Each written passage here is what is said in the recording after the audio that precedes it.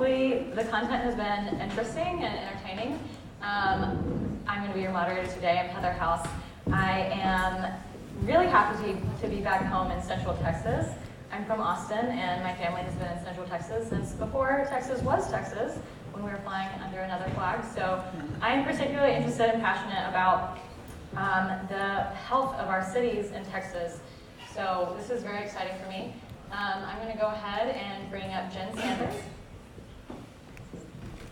Jen Sanders is the Executive Director and co-founder of the Dallas Innovation Alliance. What? I will in a minute. Thank you. You want me to? Oh, you can say. And Kathleen Baireuther, who is the Senior Manager of the Smart Mobility Solutions at Ford. All right. Before we get started, I'm going to kick off with a couple slides. First off, if you were in my last panel, you heard me talking about this 29 gigaton carbon emission gap that we have. I always like to start every conversation with why it's important. We have to be moving faster than we think so that we can close this gap for the health of our cities. So how do we do that? We start with mobility. The mobility of the future is going to be, which we all have heard, shared, electric, eventually autonomous, in cities designed for it. And then we want to be taking this approach where we're thinking about human-centered cities. So having bikeways, having walkways, having spaces just to sit and enjoy your space with people. We also don't want to be thinking about just scooters or just EVs, but where's the conversation with public transit? That needs to be a big part of the conversation. And so I know most of you probably like pictures. We were just talking about wanting to have some photos earlier. So I included a couple best practices to look at. This is a street in Copenhagen that was transformed from an old automobile street into now a pedestrian-friendly area. This is a super block converted into a public space in Barcelona. So these massive blocks that just get transformed from auto domination to human productivity. Prague also has a great example of the community engagement process, really bringing everyone in the city, filling out the room like this, and understanding what the community wants and having that at the heart of the design process. Also, Mexico City has ciclovias, which are these days where they give streets back to people, so they get the cars off of the roads. We see that in Austin every Friday and Saturday night on 6th Street. We give the streets back to the people. And then you heard me talk about earlier RMI's Mobility Hub. We transformed a dead parking space over in East Austin into now an economically viable area where we brought in people from the local community to have businesses, brought in greenery, created shading so that people could actually have a space to enjoy being. So with that, I wanted to, of course, end with an example of what bad design looks like so that we can also keep that in mind for our conversation. So I wanted to start off, we did have a little bit of conversation in the last panel around scooters, but I really wanted to bring insight from these two in. Cities are grappling what to do with them. We want affordable options, but we also don't want them littering our streets. So can you both talk a little bit about what this shift looks like from your perspectives? Well, sure. Well, I think, so a lot of you probably followed in Dallas about a year and a half ago when all of a sudden overnight we had thousands of dockless bikes that just appeared downtown. It was before it was permitted. It was before, this was a very much forgiveness, not permission experiment. And Dallas had been back and forth on what to do about Bikeshare for years and not really moved forward. And I said, how appropriate that in Texas this has become a free market approach and kind of this Wild West approach to how do we get this going. So what I think the unsung hero we were talking about in the midst of this kind of experimental process was the data that was shared by these companies back with the city. Because part of the challenge for years in Dallas was, why would we invest in the infrastructure necessary for biking and now scooters? Dallas doesn't want it. The citizens don't want it. Why would we build it? And there was this rumbling of, yes, we do, but there was no data really to support it. And so as we got that data and that latent demand that had been right there with the ridership really came to the forefront. And so therefore now there's a higher prioritization in using bond money for these protected bike lanes, and to really understand that first mile and last mile in underserved parts of Dallas, the bikes were being used, and so really that this was a viable solution to a lot of the challenges that our residents are facing no matter what part of Dallas they reside in. Great, and Kathleen, Ford just acquired Spin. How is Ford thinking about integrating services into the community? So, as Heather mentioned, I'm on the mobility side of Ford, so we do make trucks, as you probably know, and we've started branching out pretty dramatically. So Ford Mobility is more a mix of software and other services that are not necessarily auto-centric. It's about the smart world around the vehicles. So scooters we see as a part of the first last mile set of solutions that we can help deliver. Sharing data back to cities is of course important, and then we also have a subsidiary called Translope, which works with transit agencies to design microtransit programs that are actually run by the agencies. So we can simulate where microtransit might be the most effective. We can also look at what the scooters are doing naturally, work with the cities to deploy a set of solutions that can all be stitched together in a way that works for them. Also, I wanted to ask, going back to city design, when we are looking at the design of our cities now, they are very much car-centric. So I kind of wanted to ask, what is the importance of human-centered design and also the community input process around getting there? Sure. So I don't know how many folks here would have seen Jim Hackett's talk at CES last year. He's the CEO of All Ford, but he was actually at Steelcase for a very long time. And his big emphasis is around user-centered design. We have actually an entire team out in Palo Alto. A lot of them are ex-IDEO folks. I'm looking at what does it mean to take the person out of the car and operate in cities, and what does it mean for cities not to be car-centric. But then any other future mobility solution should also reflect sort of that user experience. So we have a lot of different products and services that have that at the center of their the ethos, and a lot of things coming out of that design group that we're still working on that'll be launched over the next few years. But one of the actual services we started offering in cities is something called the City of Tomorrow Challenge. So we actually have a team that works with cities to do public engagement around mobility, bringing different neighborhoods to the center and actually talking about placemaking and design thinking as it relates to mobility. So we've done everything from going into cities and do work with the cities around design thinking and launching new products, all the way to actually trying to bring that ethos into the new products that we are developing. So I think if most cities that I talk to will admit that they are not, citizen engagement is not their strongest skill set, right, in terms of doing that effectively. And so one of the Dallas Innovation Alliance, so we're a freestanding 501c3, P3 that works with the city of Dallas and 3 dozen partners across sector. And part of the function that it has been part of our mission from day one is how do we engage the community to educate them, to listen, to understand what their concerns are around the integration of data and technology and what they want to improve quality of life. So engaging with thousands of residents and trying to be a resource to the city and to entities in the private sector is such a critical piece, again, of that planning process. And we heard that in the last panel around making sure that there's an inclusive nature to that. I think in terms of livability and walkability and quality of life, the shifting is happening quicker than I think Dallas expected in terms of being so car-centric. You're never going to get folks out of their trucks.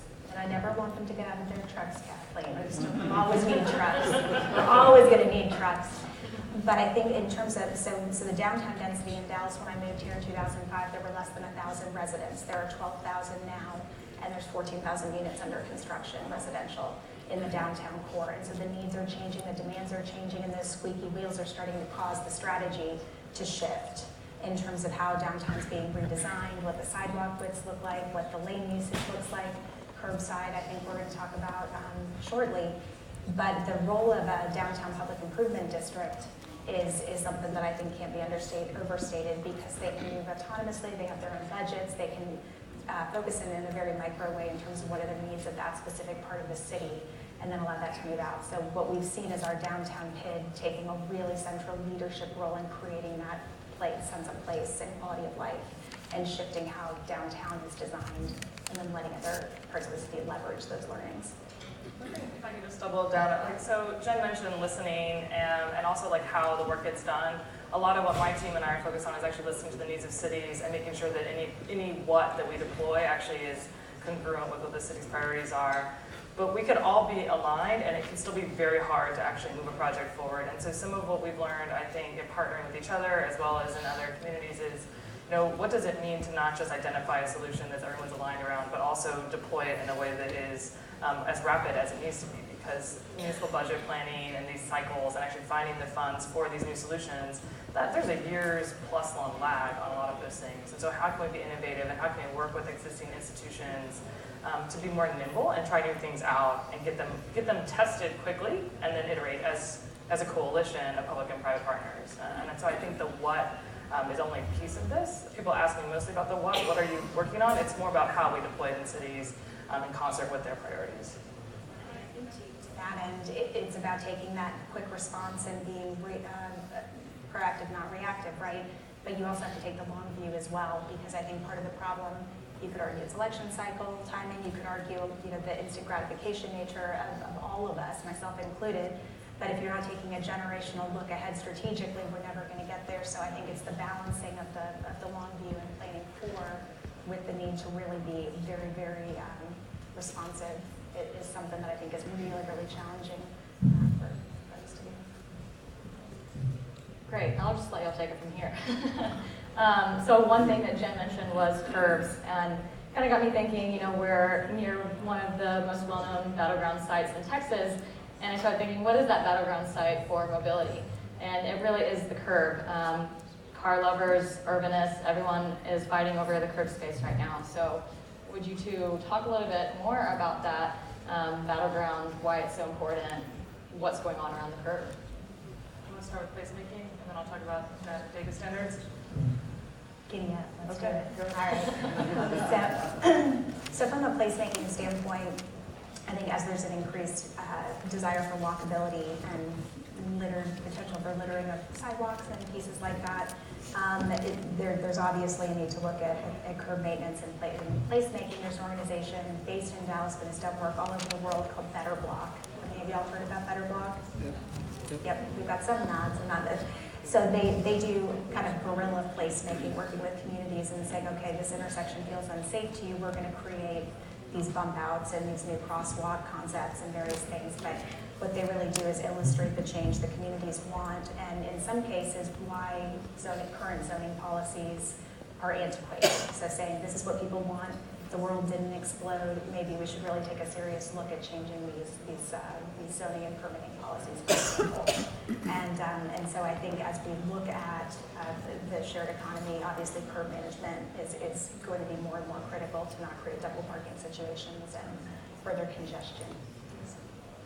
Yeah, so the curb, right now, we think of it as a place where cars are just hanging out.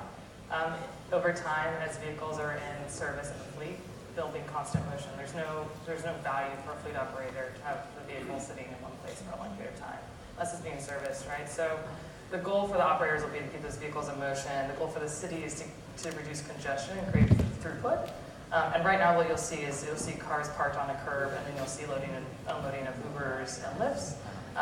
If you also think about freight delivery as an extension of all of this, so like micro logistics, first last mile logistics, what's happening in cities with all of these subscription services, Amazon Prime, like this layer of the goods movement on top of the people movement, cities are really experiencing a ton of congestion, and they're really motivated to not only police the curb, but use curb management as a way to alleviate congestion. You don't want people circling looking for a bay to do their loading and unloading, for example. So in the transit world, there's a standard called GTFS, which actually is one of the ways in which agencies can share their schedules. And basically there's a coalition of companies working together to actually create standards for the curb. So the cities and companies can actually come together on not just articulating what the curb looks like from a data standard perspective, but also characterizing it and then being able to direct vehicles, goods, and services to the right place on the curb so that the city can actually enforce how that space is being used. Because that really is the last thing the city can regulate to shape how all these new types of mobility are actually being deployed in their domain. How do you see autonomous vehicles affecting the curb, or vice versa, the curb impacting autonomous vehicles? So right now there's a lot of ways that we know where to put a vehicle, right? But the vehicle's not being driven. You're programming that capability into the vehicle. So there's all kinds of characterizations like curb cuts that we have Google Maps, but Google Maps can't direct you to a curb cut for an ADA compliant autonomous vehicle pickup or drop off. Right now, most of those are actually in crosswalks, so these two things are at odds. So you have all these instances where we're going to run through a series of use cases, and I really like the previous discussion because those extreme use cases are super informative for what it means to design for an AV future. It's a while out, but we have to actually create a characterization system so that the vehicles can learn about the environment over time. So not just visualizing it and mapping it, but also characterizing it so that there's consistency. Great, so one of the pieces of this mobility revolution that is not often talked about is behavioral economics. You told Kathleen, about trucks. We would like everyone to shift into mobility services and into autonomous vehicles, use scooters, walk, don't drive. But there's something that ties down to our core about cars and driving them. How do we change people's opinions and get them out of cars? I mean, the major piece with mass transit, I think, is mass transit has to be as easy to use as someone getting into their car solo to get where they're going. And so some of that is about dynamic route response and creating those efficiencies. I mean, and I'm guilty of it. I'd love to say that I'm 100% mass transit rider, and I'm not. And part of that is just the routing. That if it's going to take me 3 times as long to get to a meeting by mass versus my car, I'm going to get in my car. I have the luxury to do so. So I think it's adapting route response and methods of mass transit. I think it's knitting together, to your point, the end-to-end data sharing and scheduling. But ultimately, it's in my mind, especially in a state like Texas, we're looking at a generational change. Would you agree? Yeah, I mean, companies like mine have worked a really long time to make it a habit that is sticky for you to drive in your vehicle by yourself. And so there's a lot of years of that habit to undo. But I think as cities change, or organizing cities around people is a good opportunity to make driving a less attractive way to move around, either because it's expensive or because it's a lot slower to drive a car than it is to just ride a scooter or walk or take transit. And you're totally right. Ford has a great sticky message in marketing around automobiles. Has Ford Smart Mobility thought at all about the marketing side? And I mean, marketing is not my background, but the little that I have read is that, we're really changing habits. We're looking for this one breaking point that we can pinpoint and reward with whatever we want them to do, which in this case is use new mobility. Have y'all thought at all about the marketing messaging around how to do that? I'm sure there are a lot of people that make me think a lot about that. I would say more of our energy is focused on what does it mean to get it right when you're working with partners.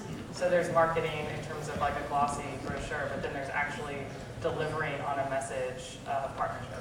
And that's what my team and I spend most of our time on. And I would just say the consumer-facing message is irrelevant unless the infrastructure and the operational can fulfill it. And so I think it's a little bit of chicken egg in my mind. So from both of your perspectives working in this field, has there been anything that's been really surprising that did work, didn't work, that was just a botch that you thought was going to be a great pilot? Look to learn from best practices and worst practices. I don't think we share worst practices enough. I don't think so either, but I should have given that more thought in the context of the mobility side. I mean, I'll just, 2 quick examples, which actually are not things we've done because we're early in the mobility execution. So but another city did smart parking with dynamic pricing, and the level of education to citizens prior to that rolling out was not quite there, and the level of pushback caused them to have to reverse, turn off, and really backpedal heavily on that system, which involved a lot of capital investment. So to me, that just speaks to kind of the theme of this session in terms of how are you engaging citizens, designing it, informing them so there is not this backlash to new technology that really inhibits the value that these projects could have brought. So I'll just stop there.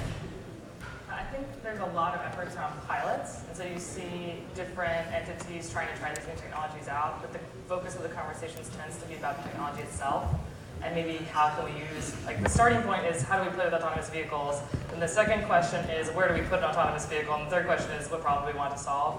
And so I would say that the most common failure is some mix of leading with the technology solution and then not actually creating a strong enough baseline to measure success. So starting with training objects, not focusing on use cases, not measuring what the baseline is, not identifying what success looks like, and they're probably underestimating the curve to success. So getting people out of their cars is a long-term change. So like actually spending enough time to get it right, I think is one of the things you run into a lot in both the public and the private sector. Like this transition is going to require an immense amount of patience, and a lot of us lack that. And so I think acknowledging that and setting metrics around that, intentional metrics that are more gradual, would do us all a favors. Great, so I'm going to leave a little bit of time for questions, but before I do that, I want to leave you with one tactic that I learned from community engagement. And when you're asking people questions, it's always nice to end by asking them, what have I not asked you that I should be asking you? What's important that you want to speak to? I think we should have talked more about the best undergraduate experience in the US. Jen and I went to the same undergraduate institution. Yeah. We would like to talk about Thomas Jefferson. And Tony Bennett and March Madness, although not last year's historic upset. So we can take questions on that or on mobility. It's up to you guys. Who's going to win the tournament? UVA, I think they're going to say. Well, I mean, I think the one challenge, which is not going to surprise anyone in this room, but working on solutions to it, obviously is a role that everyone can play, is around the data sharing between public and private sector, between all kinds of folks, right? And so in our smart parking pilot that we did, it was a mix of public and private lots. And public didn't have any issue with us pulling that data, but the different private lot owners certainly did, in terms of us pulling that in. And so the efficiencies and the results obviously were smaller than they could have been, but how do we work through creating a comfort level and sharing data from a competitive standpoint versus other pieces in the end-to-end transportation solutions in terms of pulling in all of those into a single app? It's a similar challenge. So who owns that, and who's the neutral party that can aggregate that in a way that everyone is comfortable? Because it couldn't be the single entity at the tip of the spear if not everybody can buy into the neutrality of that party.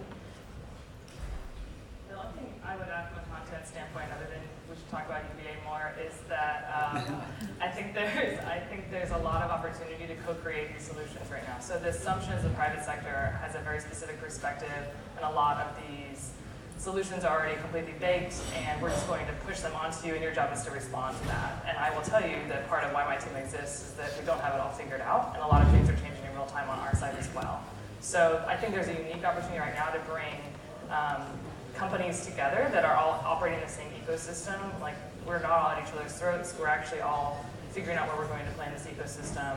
There's a lot of opportunities to create those roundtables and co-create solutions with the private sector, and we're not as fiercely competitive as one might assume, because there is a lot that's changing in real time on our side as well.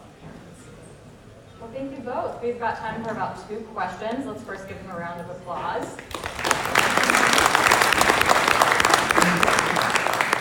Do we have any mics in the audience? Does anyone want to stand up and shout their question?